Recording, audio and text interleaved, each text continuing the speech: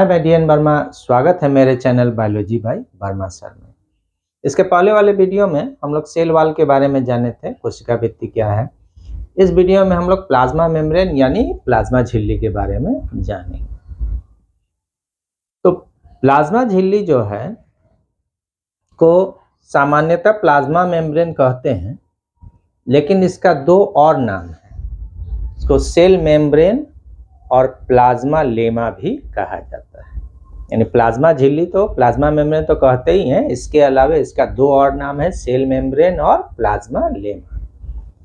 Cell membrane शब्द को 1855 में नजेली और क्रैमर के द्वारा बनाया गया था। The term cell membrane was proposed by Nageli and Cramer in 1855। और जो प्लाज्मा लेमा शब्द है, इसको जेक्यू प्लोई के द्वारा 1932 में बनाया गया था। तो the term plasmalemma was proposed by J Q Plowe in 1932। तो हम लोग समझ गए कि प्लाज्मा मेम्ब्रेन को सेल मेम्ब्रेन या प्लाज्मा लेमा के नाम से भी जानते हैं।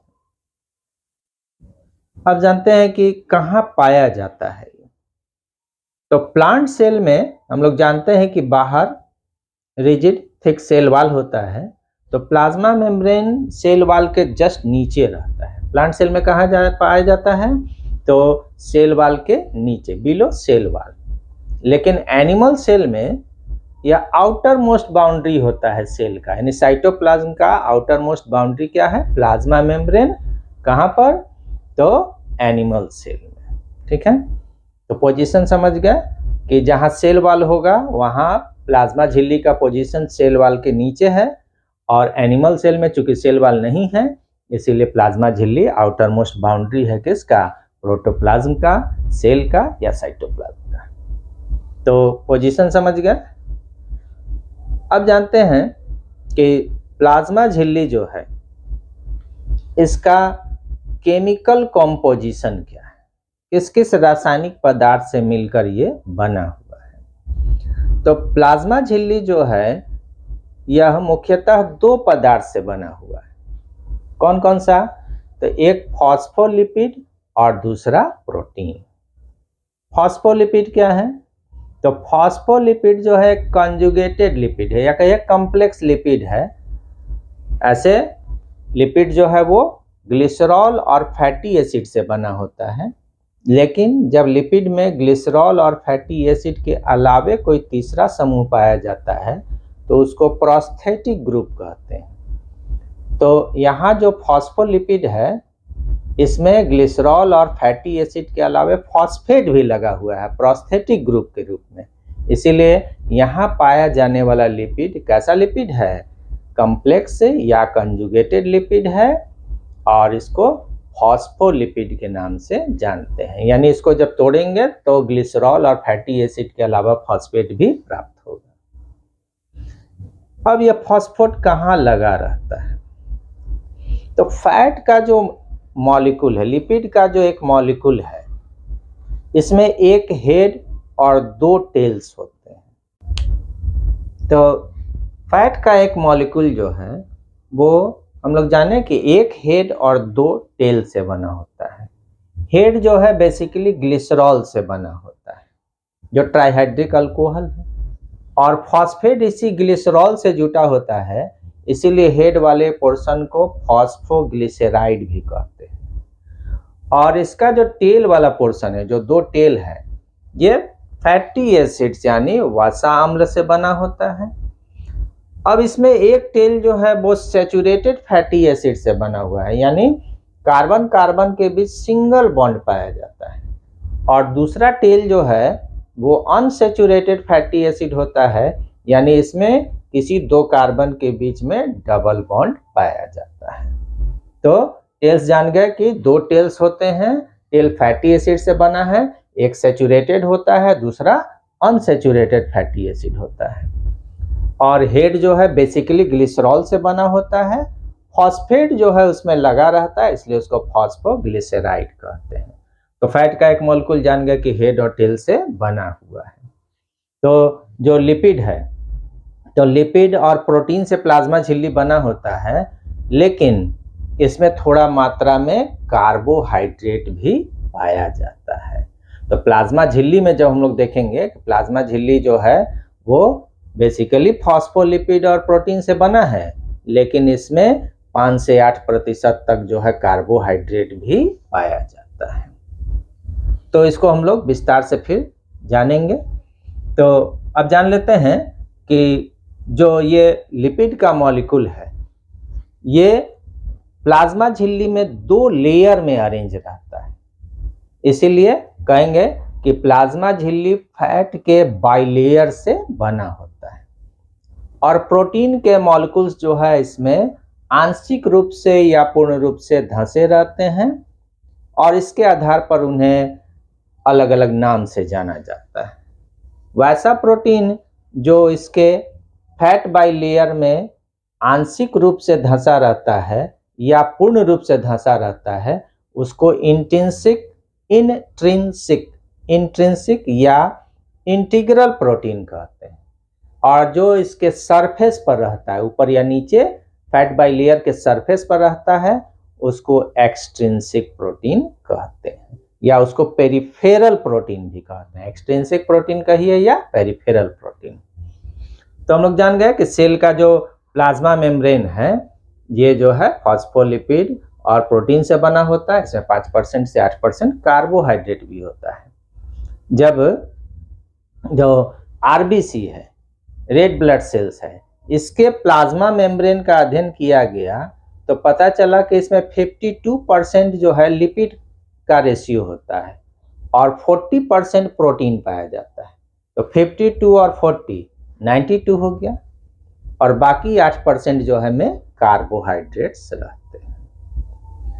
अब एक बात और जान लेंगे कि जो प्लाज्मा झिल्ली है, बहुत सारे सेल में प्लाज्मा झिल्ली के बाहर ओलिगोसैकेराइड या पॉलीसैकेराइड का एक लेयर पाया जाता है, जिसको ग्लाइकोकैलिक्स कहते हैं। ग्लाइकोकैलिक्स किसका लेयर है?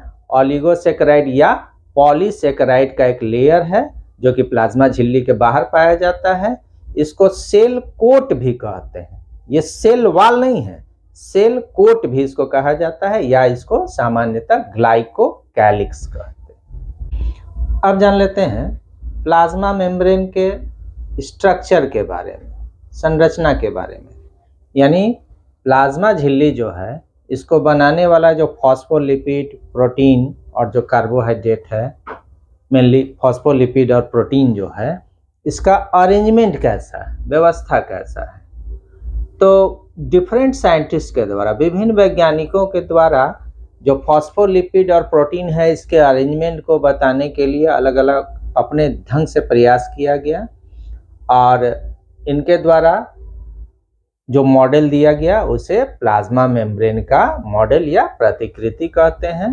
अलग अलग वैज्ञानिक अलग अलग तरीके से फॉस्फोलिपिड और प्रोटीन का अरेंजमेंट बताए। तो जान लेते हैं कि प्लाज्मा झिल्ली से संबंधित कितने मॉडल्स हैं। तो प्लाज्मा झिल्ली से संबंधित जो है, सबसे पहला मॉडल जो है, पहला ग्रुप है मॉडल्स का, यानी वे सारे मॉडल्स जो मानते थे कि प्लाज्मा झिल्ली 2 लेयर से बना हुआ है, फैट बाइलेयर से बना हुआ है, उनको बाइलेयर मॉडल्स कहा गया। अब बाइलेयर मॉडल्स में जो है, पहला मॉडल जो है वो लिपिड मेम्ब्रेन मॉडल है, जिसे ओवर्टन के द्वारा 1899 ईस्वी में दिया गया। बाइलेयर का पहला कौन सा है? तो लिपिड मेम्ब्रेन मॉडल किसके द्वारा दिया गया? ओवर्टन के द्वारा 1899।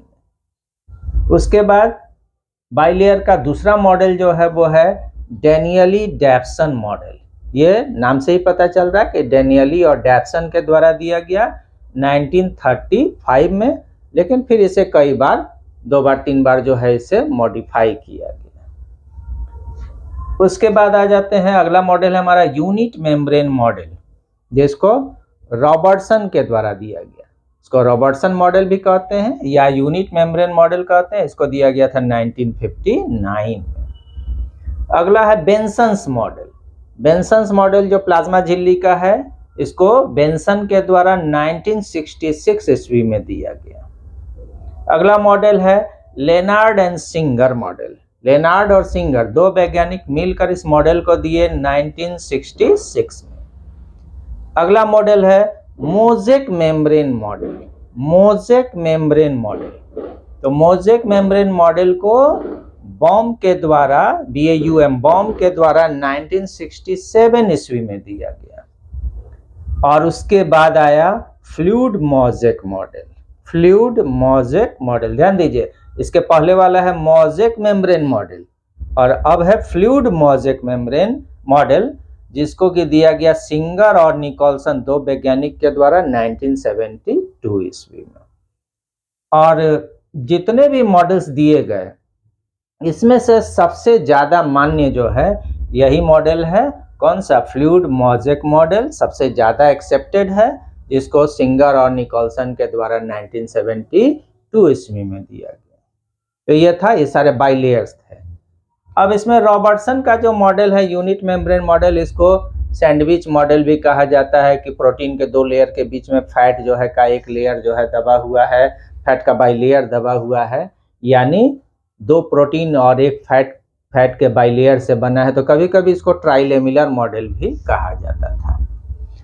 अब कुछ वैज्ञानिक जो है बताए कि नहीं, लिपिड जो है वो लेयर में नहीं सजा हुआ है, ये माइसेल के रूप में, बॉल के रूप में अरेंज है, तो इसीलिए उसका नाम माइसेलर मॉडल रखा गया। इसको दिया गया था फर्नांडेज मोरैन के द्वारा 1962 में, लेकिन ये मान्य नहीं।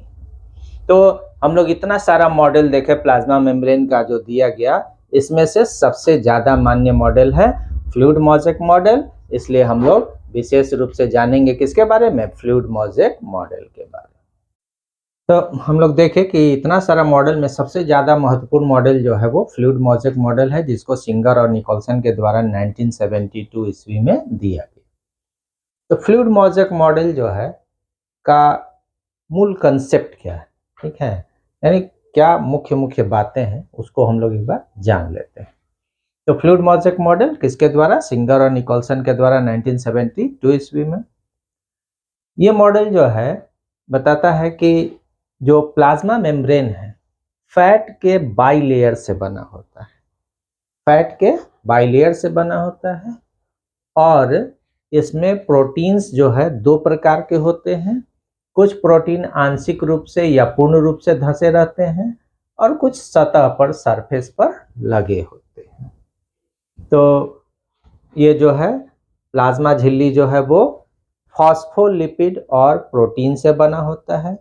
फॉस्फोलिपिड का देख रहे फिगर में बाई लेयर पाया जाता है, दो परत पाया जाता है जो मिरर इमेज के तरह रहता है। और जो प्रोटीन के मॉलिक्यूल्स हैं वो दो प्रकार के होते हैं। इसमें कुछ प्रोटीन के मॉलिक्यूल्स जो है फैट बाई लेयर में पार्शियली और कंप्लीटली, आंशिक रूप से या पूर्ण रूप से धंसे रहते हैं।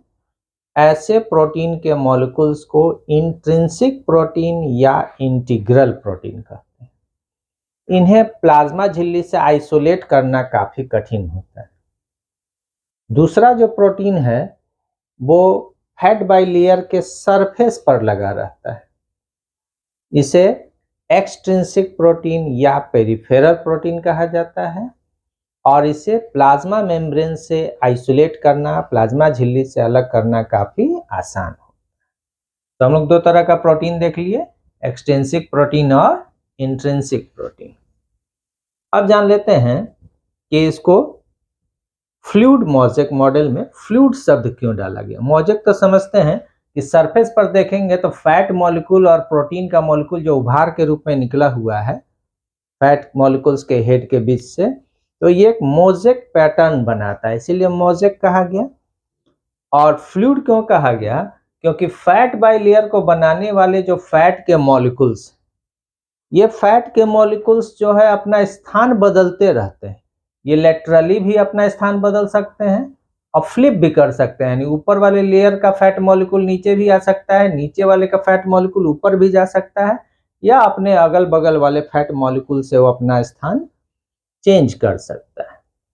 तो इसीलिए ये जो है पूर्ण रूप से सॉलिड नहीं माना जाता है, सेमी सॉलिड माना जाता है। इसीलिए फैट बाइलेयर को क्वासी फ्लूइड कहा गया, यानी ना तो पूरा सॉलिड है ना पूरा फ्लूइड ही है, सेमी फ्लूइड है। और इसमें पाया जाने वाला जो प्रोटीन है जो इसमें एम्बेडेड रहता है वो हॉरिजॉन्टली जो है अपना स्थान बदल सकता है, क्योंकि फैट मॉलिक्यूल अपना जगह जो है इस तरह से अपना स्थान चेंज कर रहा है। क्यों चेंज कर रहा है? क्योंकि प्रोटीन मॉलिक्यूल उसमें जो है फ्लो कर पाए। तो प्रोटीन मॉलिक्यूल जो है फैट बाइलेयर में जो है वो मूव कर सकता है। ऐसा इसलिए है क्योंकि फैट मॉलिक्यूल्स अपना स्थान बदल सकते हैं। तो ये पूर्ण रूप से एकदम सॉलिड नहीं है। फैट बाइलेयर जो है वो कैसा है? सेमी सॉलिड है, यानी क्वासी फ्लूइड है। तो जैसे समुद्र में आइसबर्ग्स, बर्फ के बड़े बड़े चट्टान जो है तैरते रहते हैं, उसी तरह इसको हम लोग समुद्र के जल और आइसबर्ग से जो है कंपेयर कर सकते हैं। कैसे? तो फैट बाइलेयर को समुद्र का जल मानिए और प्रोटीन जो इसमें धसे हुए हैं या बाहर की तरफ जो सरफेस पर हैं या आर पार करके निकले हुए हैं, इसे आइसबर्ग के तरह समझिए, हिमखंड के तरह, बर्फ के बड़े टुकड़े के तरह समझिए। तो समुद्र के जल में ये बर्फ के टुकड़े जो है कभी अंदर डूबते हैं कभी बाहर निकलते हैं। इसी तरह फैट बाइलेयर में प्रोटीन के मॉलिक्यूल्स भी डूबते हैं निकलते हैं। तो इसको समुद्र में तैरते हुए आइसबर्ग से कंपेयर किया जाता है और इसीलिए कहा जाता है कि फ्लूइड मोज़ेक मॉडल में जो फैट का बाइलेयर है और जो प्रोटीन है उसी तरह दिखता है जैसे कि icebergs floating in the sea of lipid, iceberg of proteins floating in the sea of lipid, यानी प्रोटीन रूपी आइसबर्ग जो है वो वसा रूपी समुद्र में तैर रहा है। तो जो बेसिक फैक्ट था हम लोग जाने कि फ्लूइड मोज़ेक मॉडल जो है में क्या क्या मूल बात बताया गया था। फैट बाइलेयर को बनाने वाले प्रत्येक लिपिड के मॉलिक्यूल्स दो भाग से बने होते हैं, हेड, एक हेड और दो टेल। हम लोग देखे थे कि पहले बताया कि हेड जो है ग्लिसरॉल से बना होता है और टेल जो है फैटी एसिड से बने होता है। ग्लिसरॉल से फॉस्फेट लगा रहता है, इसीलिए फॉस्फोलिपिड कहलाता है पूरा मॉलिक्यूल। तो हेड वाला पार्ट जो है इसका पोलर कहलाता है और टेल वाला पोर्शन जो है वो नॉन पोलर होता है। इसलिए हेड जो है वो हाइड्रोफिलिक नेचर का होता है और टेल जो है वो हाइड्रोफोबिक नेचर का होता है। यानी हाइड्रोफिलिक मतलब टू लव वाटर, यानी वैसा मॉलिक्यूल जिसको पानी से स्नेह हो, पानी को आर पार होने दें। Hydrophobic, hydro means water, fob means hate, यानी वैसा मॉलिक्यूल जिसको पानी से नफरत हो। ठीक है, तो कहता है कि प्रत्येक fat molecule hydrophilic polar head से बना होता है और हाइड्रोफोबिक नॉन पोलर टेल से बना होता है। एक हेड और दो टेल्स पाए जाते हैं। तो इस तरह जब फैट के दो मॉलिक्यूल्स जो है बाइलेयर में अरेंज रहते हैं तो प्लाज्मा मेम्ब्रेन का दोनों सरफेस जो है वो पोलर हेड से बना होता है और अंदर का भाग जो है वो नॉन पोलर टेल से बना होता है। यानी बाहरी सरफेस जो है वो दोनों आउटर और इनर जो है हाइड्रोफिलिक होता है और अंदर का पार्ट जो है इसका हाइड्रोफोबिक होता है। अब जानेंगे प्लाज्मा मेम्ब्रेन के फंक्शंस के बारे में। Functions of plasma membrane. तो प्लाज्मा मेम्ब्रेन करता क्या है? तो सबसे पहले जानेंगे कि प्लाज्मा मेम्ब्रेन कोशिका को एक निश्चित आकृति प्रदान करता है। It gives a definite shape to a cell. यह कोशिका को एक निश्चित आकृति प्रदान करता है। दूसरा, it gives boundary to the protoplasm और द साइटोप्लाज्म। सेल का, कोशिका का जो जीव द्रव्य या कोशिका द्रव्य है इसको एक बाउंड्री देता है और यही कारण है कि कह सकते हैं कि प्लाज्मा मेम्ब्रेन एक सेल को दूसरे सेल से या एक्सटर्नल एनवायरनमेंट से अलग करता है। It separates the cell from external environment और फ्रॉम अदर सेल। एक कोशिका को दूसरे कोशिका से अलग करता है या फिर बाहरी वातावरण से अलग करता है। प्लाज्मा झिल्ली जो है में बहुत सारे मॉडिफिकेशंस पाए जाते हैं। जैसे टाइट जंक्शन है, गैप जंक्शन है, इंटरडिजिटेशंस है। इसके माध्यम से ये दो या दो से अधिक जो है एनिमल सेल्स एक दूसरे से अटैच हो जाते हैं और अटैच होकर टिश्यू का फॉर्मेशन करते हैं, उत्तक का निर्माण करते हैं।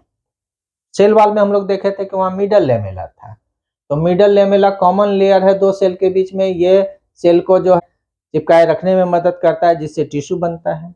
एनिमल सेल में जो है सेल वॉल है नहीं, मिडल लेमेला नहीं है, तो एनिमल सेल आपस में चिपका कैसे रहेगा, कैसे टिश्यू का फॉर्मेशन होगा।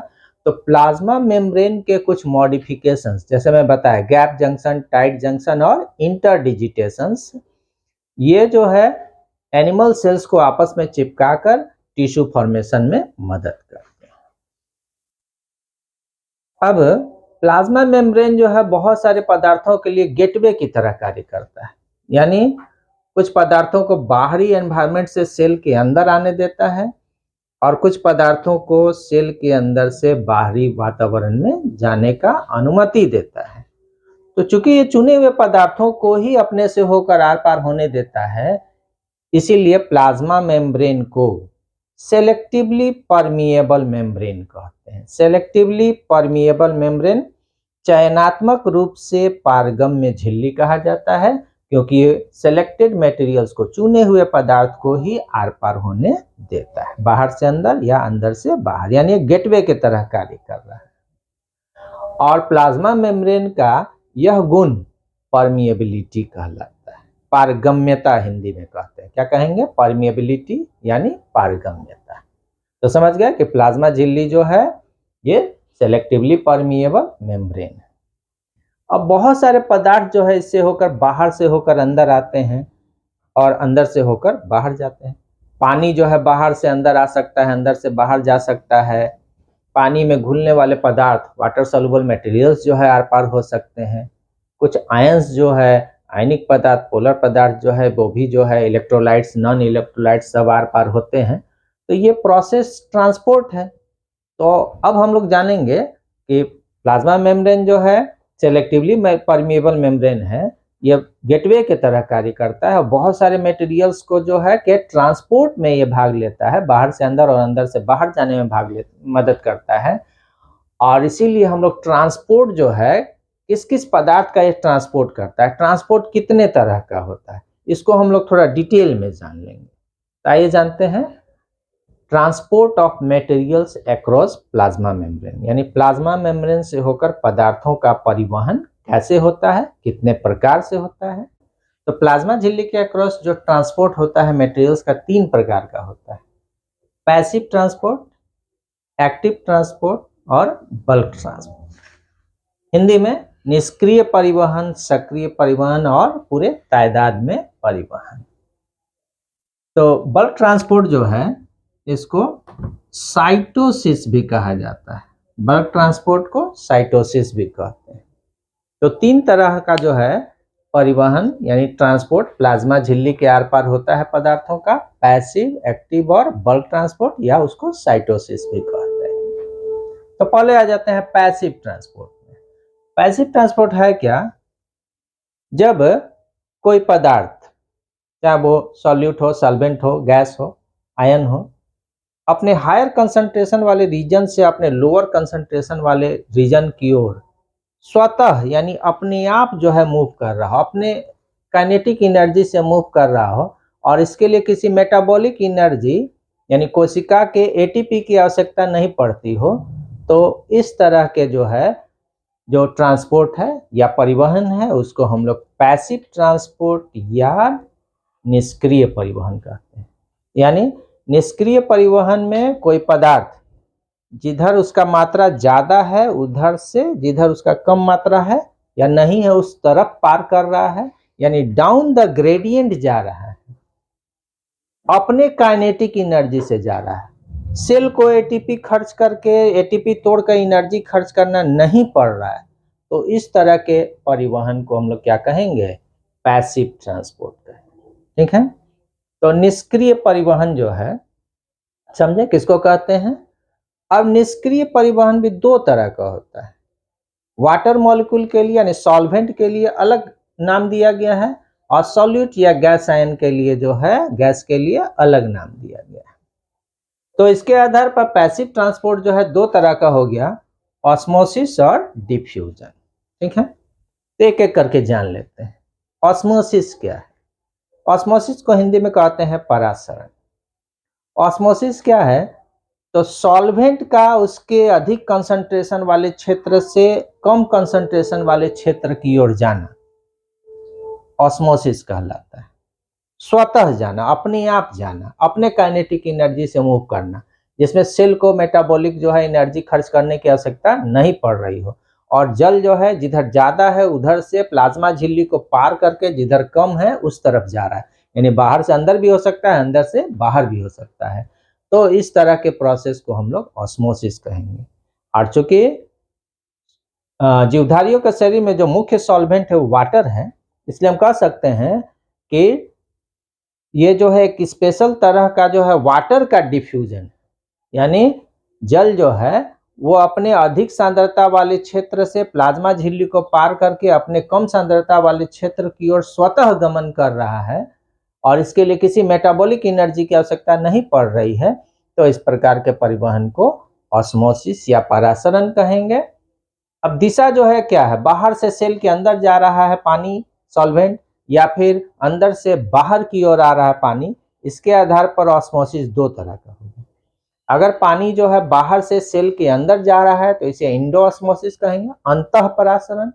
और जल जो है अगर सेल के अंदर से प्लाज्मा झिल्ली को पार करके बाहर आ रहा है तो इसको कहेंगे बाह्य परासरण या इक्जोऑस्मोसिस। तो ऑस्मोसिस दो तरह का हो गया, इंडोऑस्मोसिस और इक्जोऑस्मोसिस।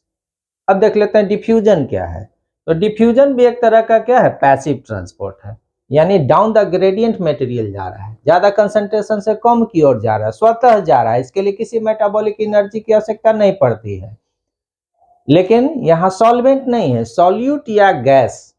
ठीक है, सॉल्यूट या गैस जो है अगर अपने हायर कंसंट्रेशन वाले क्षेत्र से लोअर कंसंट्रेशन वाले क्षेत्र की ओर स्वतः गमन कर रहा है, किसी मेटाबॉलिक एनर्जी की आवश्यकता नहीं पड़ रही है, तो इस प्रक्रिया को डिफ्यूजन कहते हैं या विसरण कहते हैं। अब एक चीज जान लें कि ऑस्मोसिस और डिफ्यूजन में क्या अंतर है। ऑस्मोसिस में सॉल्वेंट यानी पानी का परिवहन हो रहा है, बाहर से अंदर या अंदर से बाहर। डिफ्यूजन में गैस या फिर आयंस यानी सॉल्यूट का डिफ्यूजन हो रहा है, बाहर से अंदर की ओर या कोशिका के अंदर से बाहर की ओर। दूसरा अंतर क्या है कि ऑस्मोसिस के लिए प्लाज्मा झिल्ली का होना जरूरी है, यानी ऑस्मोसिस जब भी होगा प्लाज्मा झिल्ली के आर पार होगा। लेकिन डिफ्यूजन के लिए प्लाज्मा झिल्ली का होना जरूरी नहीं होता है। सेल में प्लाज्मा झिल्ली के आर पार हो रहा है, लेकिन डिफ्यूजन बिना मेम्ब्रेन का भी होता है, यानी डिफ्यूजन के लिए मेम्ब्रेन का होना जरूरी नहीं है। लेकिन प्लाज्मा झिल्ली के आर पार हो रहा है, इसलिए कहेंगे कि यहाँ प्लाज्मा मेम्ब्रेन इन्वॉल्व है। लेकिन कहीं कहीं डिफ्यूजन जो है बिना मेम्ब्रेन का भी होता है। जैसे हम लोग कहीं इंसेंस स्टिक अगरबत्ती जला दे तो उसका महक पूरे रूम में फैल गया, तो ये हायर कंसंट्रेशन से लोअर की ओर जो है फैल रहा है, लेकिन किसी मेम्ब्रेन को पार नहीं कर रहा है। तो वहां जो है डिफ्यूजन जो है वो किसी मेम्ब्रेन के आर पार नहीं हो रहा है। लेकिन सेल में डिफ्यूजन हो रहा है, इसका मतलब कोई सॉल्यूट या आयन जो है या गैस जो है वो हायर कंसंट्रेशन से लोअर कंसंट्रेशन की ओर अपने आप स्वतः मूव कर रहा है। इसके लिए किसी मेटाबॉलिक एनर्जी की आवश्यकता नहीं पड़ रही है। मॉलिक्यूल्स अपने काइनेटिक एनर्जी के माध्यम से मूव करते हैं डाउन द ग्रेडियंट, यानी हायर कंसंट्रेशन से लोअर कंसंट्रेशन की ओर। अब जानेंगे डिफ्यूजन भी दो तरह का होता है, सिंपल डिफ्यूजन और फैसिलिटेटेड डिफ्यूजन। तो सिंपल डिफ्यूजन क्या है और फैसिलिटेटेड डिफ्यूजन क्या है? तो सिंपल डिफ्यूजन में किसी कैरियर मॉलिक्यूल्स की आवश्यकता नहीं पड़ती, और फैसिलिटेटेड डिफ्यूजन में प्लाज्मा मेम्ब्रेन में पाए जाने वाले कुछ प्रोटीन मॉलिक्यूल्स हैं जो जनरली जो है आर पार रहते हैं लिपिड बाइलेयर के, तो इनकी आवश्यकता पड़ती है, जिन्हें कैरियर मॉलिक्यूल्स या परमिएजेस कहा जाता है। अब सिंपल डिफ्यूजन और फैसिलिटेटेड डिफ्यूजन में समझ गए कि सिंपल डिफ्यूजन में किसी कैरियर मॉलिक्यूल की आवश्यकता नहीं पड़ रही है। फैसिलिटेटेड डिफ्यूजन में विशेष प्रकार के प्रोटीन की आवश्यकता पड़ती है जो कैरियर मॉलिक्यूल की तरह कार्य करता है, पदार्थ को पकड़कर प्लाज्मा झिल्ली के आर पार करा देता है और ऐसे जो है पदार्थ को, ऐसे प्रोटीन को परमिएजेस कहा जाता है। सिंपल डिफ्यूजन और फैसिलिटेटेड डिफ्यूजन में क्या अंतर है, तो उसके पहले जान लेते हैं कि सिंपल डिफ्यूजन जो है में इलेक्ट्रोलाइट्स और नॉन इलेक्ट्रोलाइट्स दोनों पास कर सकते हैं। इलेक्ट्रोलाइट्स जैसे साल्ट्स हो गए, बाइकार्बोनेट्स वगैरह, और नॉन इलेक्ट्रोलाइट्स जैसे ग्लूकोज है, यूरिया है, ये सब जो है दोनों ही जो है सिंपल डिफ्यूजन द्वारा प्लाज्मा मेम्ब्रेन के आर पार हो सकते हैं। अब नॉन इलेक्ट्रोलाइट्स और इलेक्ट्रोलाइट्स जो है अगर समान साइज के हों, समान आकार के हों, तो नॉन इलेक्ट्रोलाइट्स के रेट ऑफ डिफ्यूजन जो है वो इलेक्ट्रोलाइट्स की तुलना में फास्ट होता है। यानी नॉन इलेक्ट्रोलाइट्स तेजी से जो है पार कर सकते हैं प्लाज्मा मेम्ब्रेन को, किसके तुलना में, इलेक्ट्रोलाइट्स के तुलना में। कब, जब दोनों का साइज समान है, तब हम लोग कंपेयर करेंगे तो नॉन इलेक्ट्रोलाइट्स जो है वो इलेक्ट्रोलाइट्स की तुलना में प्लाज्मा मेम्ब्रेन को तेजी से पार कर सकते हैं। अब जान लेते हैं फैसिलिटेटेड डिफ्यूजन और सिंपल डिफ्यूजन में क्या अंतर है। डिफ्यूजन हम लोग देखें कि दो प्रकार का है, सिंपल और फैसिलिटेटेड, सिंपल डिफ्यूजन और फैसिलिटेटेड। तो फैसिलिटेटेड डिफ्यूजन जो है वो सिंपल डिफ्यूजन से किस प्रकार अलग है, तो फैसिलिटेटेड डिफ्यूजन जो है यह स्टीरियो स्पेसिफिक होता है, यानी किसी मॉलिक्यूल्स के अगर L और D फॉर्म्स हैं तो किसी एक को ही जो है ये आर पार होने देता है, या तो L फॉर्म को आर पार होने देगा या D फॉर्म को, दोनों को आर पार नहीं होने देगा। और दूसरा कि अगर जो पदार्थ डिफ्यूज होने वाला है उसका कंसंट्रेशन बढ़ जाए तो फैसिलिटेटेड डिफ्यूजन के का रेट जो है वो काफी हद तक बढ़ भी सकता है, जैसा सिंपल डिफ्यूजन में नहीं होता है। अब चलते हैं एक्टिव ट्रांसपोर्ट में। एक्टिव ट्रांसपोर्ट क्या है, तो पैसिव का जस्ट उल्टा है। पैसिव में हम लोग देखे थे कि कोई पदार्थ जो है डाउन द ग्रेडियंट जा रहा है, यानी अपने हायर कंसंट्रेशन से लोअर की ओर, और अपने काइनेटिक एनर्जी से जा रहा है, किसी मेटाबॉलिक जो है एनर्जी की आवश्यकता जो है नहीं पड़ती है, यानी सेल को एटीपी खर्च करना नहीं पड़ता है। लेकिन एक्टिव ट्रांसपोर्ट वैसा ट्रांसपोर्ट है, प्लाज्मा मेम्ब्रेन के आर पार होने वाला वैसा ट्रांसपोर्ट है जो कि अगेंस्ट द ग्रेडियंट होता है, यानी कोई मॉलिक्यूल जहां कम है वहां से ज्यादा की ओर जा रहा है। अगर किसी पदार्थ की सांद्रता बाहर कम है और वह जहां ज्यादा है, जैसे सेल के अंदर वो ज्यादा है, उधर ही जा रहा है, यानी कम सांद्रता वाले क्षेत्र से पदार्थ अधिक सांद्रता वाले क्षेत्र की ओर जा रहा है, तो इस तरह के परिवहन को सक्रिय परिवहन, एक्टिव ट्रांसपोर्ट कहेंगे। लेकिन चूंकि कम से ज्यादा की ओर जाना है तो इसीलिए एनर्जी खर्च करना पड़ेगा, और एनर्जी कहाँ से आएगा, तो सेलुलर एनर्जी, मेटाबॉलिक एनर्जी खर्च होगा। सेल जो है अपने एटीपी को तोड़कर एनर्जी जो है रिलीज करता है, और ये एनर्जी जो है लोअर कंसंट्रेशन से हायर कंसंट्रेशन की ओर पदार्थ को ले जाने में मदद करता है। तो समझ गए कि एक्टिव ट्रांसपोर्ट क्या है, तो एक्टिव ट्रांसपोर्ट वैसा ट्रांसपोर्ट है जिसमें कोई पदार्थ या मॉलिक्यूल जो है अगेंस्ट द ग्रेडियंट जा रहा है, यानी लोअर कंसंट्रेशन से हायर की ओर, और इसके लिए मेटाबॉलिक एनर्जी की आवश्यकता पड़ती है। और कहां से आता है, तो सेल एटीपी तोड़कर ये एनर्जी देता है। जो सक्रिय परिवहन एक्टिव ट्रांसपोर्ट है, क्योंकि इसे पदार्थ जो है कम से ज्यादा की ओर जा रहा है, इसीलिए इसे अपहिल ट्रांसपोर्ट भी कहते हैं। और चूंकि इसमें एनर्जी खर्च करना पड़ रहा है, सेल को मेटाबॉलिक एनर्जी खर्च हो रहा है, इसीलिए इसे मेटाबॉलिकली लिंक ट्रांसपोर्ट भी कहा जाता है।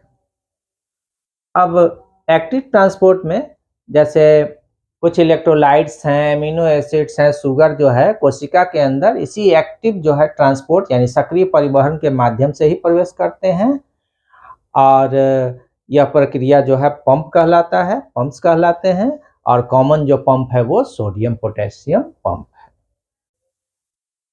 अब एक बार जान लेते हैं एक्टिव और पैसिव ट्रांसपोर्ट में क्या अंतर है।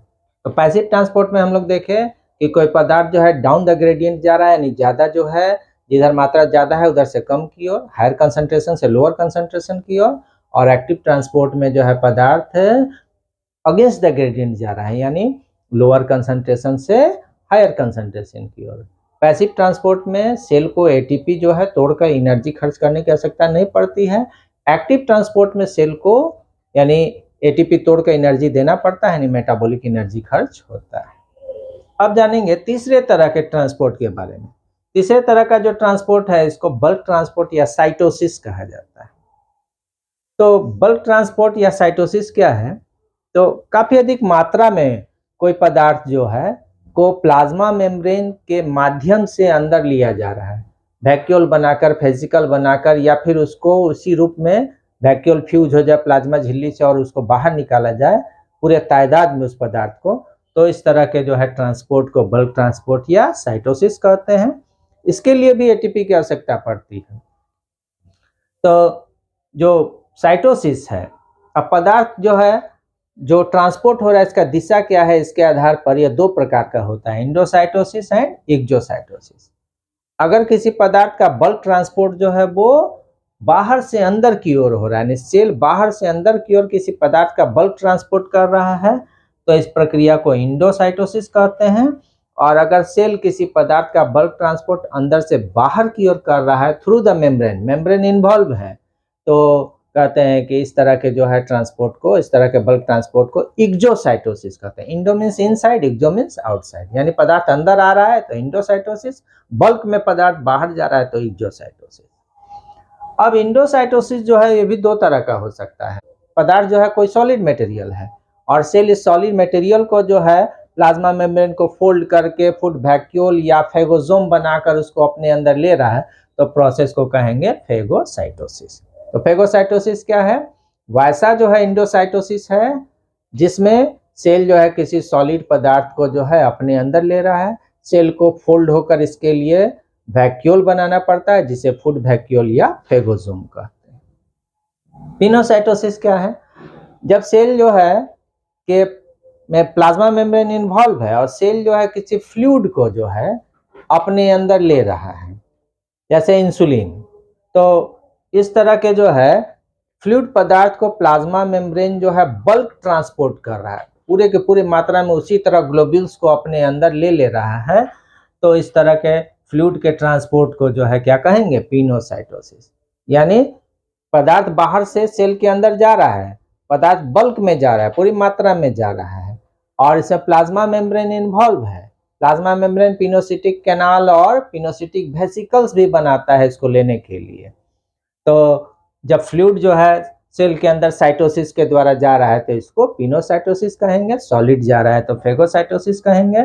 फेगोसाइटोसिस के लिए फुट वैक्यूल या फेगोसोम बनाना पड़ता है, पिनोसाइटोसिस के लिए पिनोसिटिक कैनाल और पिनोसिटिक वेसिकल्स बनाकर फ्लूइड को सेल अपने अंदर लेता है, बल्क ट्रांसपोर्ट हो रहा है। अब जानते हैं एक्सो क्या है? तो जब कोई पदार्थ बल्क में जो है प्लाज्मा मेम्ब्रेन से जो है के पार हो रहा है, सेल उसको बाहर निकाल रहा है, तो इस प्रोसेस को एक्सोसाइटोसिस कहेंगे। जैसे कोई पदार्थ है अनडाइजेस्टेड मटेरियल है जो कि वैक्यूल या वेसिकल के अंदर है, तो ये वैक्यूल या वेसिकल जाके प्लाज्मा मेम्ब्रेन से फ्यूज कर जाता है और उसको एक्सटर्नल एनवायरनमेंट में रिलीज कर देता है, पूरे मात्रा को एक साथ रिलीज कर देता है, तो इसे एक्सोसाइटोसिस कहते हैं। तो हम लोग देखें कि पूरा साइटोसिस या बल्क ट्रांसपोर्ट क्या है। तो इस तरह हम लोग ट्रांसपोर्ट अक्रॉस प्लाज्मा मेम्ब्रेन में देखें कि प्लाज्मा मेम्ब्रेन से होकर पदार्थों का ट्रांसपोर्ट जो है तीन प्रकार का होता है, पैसिव ट्रांसपोर्ट, एक्टिव ट्रांसपोर्ट और बल्क ट्रांसपोर्ट। पैसिव ट्रांसपोर्ट दो तरह का है, ऑस्मोसिस, डिफ्यूजन, दोनों में अंतर देखें।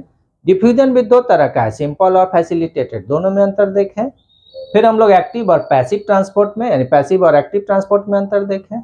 एक्टिव ट्रांसपोर्ट को अपहिल या मेटाबॉलिकली लिंक ट्रांसपोर्ट भी कहते हैं, क्यों कहते हैं जाने।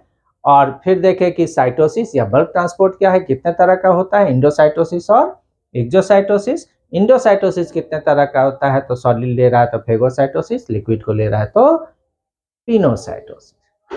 तो पूरा ट्रांसपोर्ट हम लोग देख लिए। तो इस वीडियो में हम लोग जाने कि प्लाज्मा मेम्ब्रेन का को किसके द्वारा खोजा गया, प्लाज्मा मेम्ब्रेन का जो है नामकरण कैसे हुआ, प्लाज्मा मेम्ब्रेन जो है का केमिकल कॉम्पोजिशन क्या है, प्लाज्मा मेम्ब्रेन के स्ट्रक्चर को समझने के लिए हम लोग डिफरेंट मॉडल्स को देखें।